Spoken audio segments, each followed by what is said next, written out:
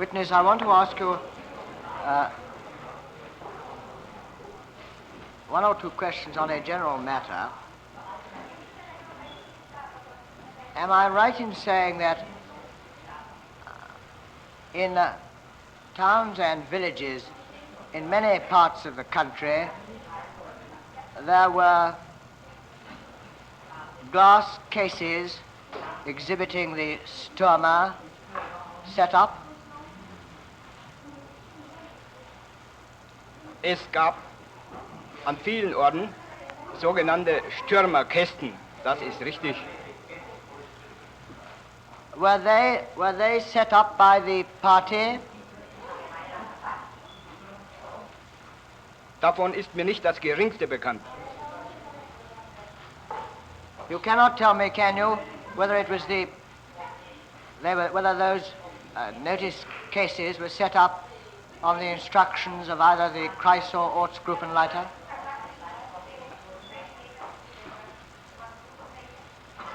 Ich für meine Person hatte jeweils den Eindruck, dass die örtliche SA für die Anbringung der Stürmerkästen gesorgt hat.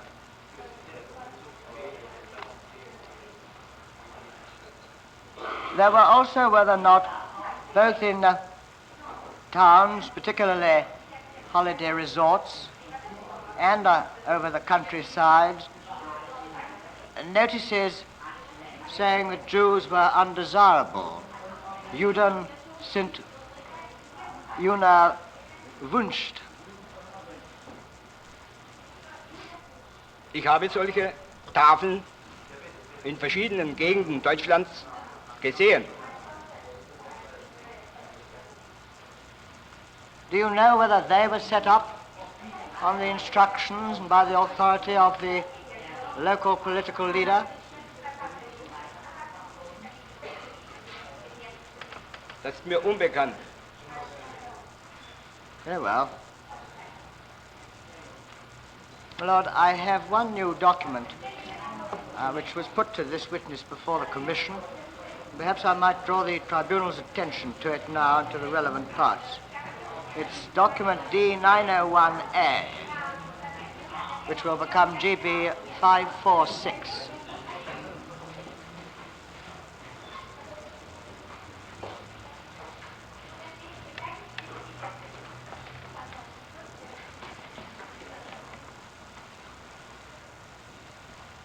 Your Lordship will see that that is a circular issued in the Gau Cologne, Aachen, on the 31st of January 1941.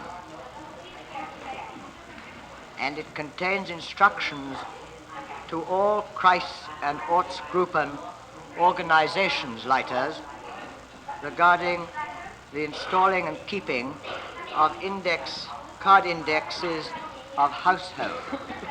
The organization Leiters being another staff appointment on the Hoheitsstrager staff. Under paragraph 1, the sense and purpose of the card indexing of households, it is stated that the purpose is as a basis for statistical inquiries and combined with the entries on the back of the card index of household for the political judgment of the members of the household. And then a few lines further on, the information contained on them must enable the Ortsgruppenleiter to give at any moment a judgment of the household member concerned, which is sufficient in all respects.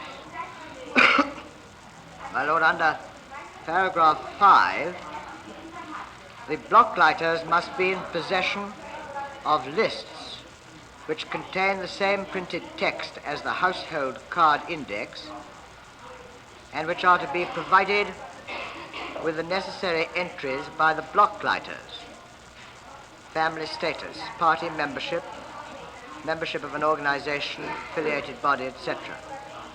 Nothing is to be mentioned in these lists about a political judgment. On the next page, the second paragraph in number 10 sets out the information which is to be obtained.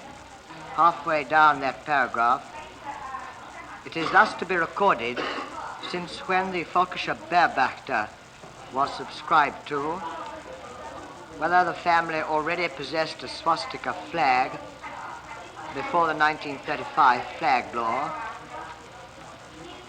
what wireless apparatus is available in the household. It is easy to obtain this data from a conversation by Blockleiters with the Germans concerned. The next paragraph deals with the political judgment of the inhabitants. I quote the last 3 lines. The political judgment of every German is to be carried out by the Ortsgruppen Organisationsleiter in cooperation with the competent block and Cellleiter, as well as in agreement with the Ortsgruppenleiter. And then in the last paragraph, number 14 on the next page, it describes how this information can be obtained. It is prohibited on principle to give Germans and party members lists or index cards to fill in themselves. Owing to their frequent visits to the individual households, the Blockleiters have sufficient opportunity to obtain the required data for the index by means of conversations with the Germans. And then it emphasizes the need for accuracy. The Blockleiter is responsible for the accuracy of the data supplied to the Ortsgruppen Organisationsleiter. Order. I have no further documents or questions.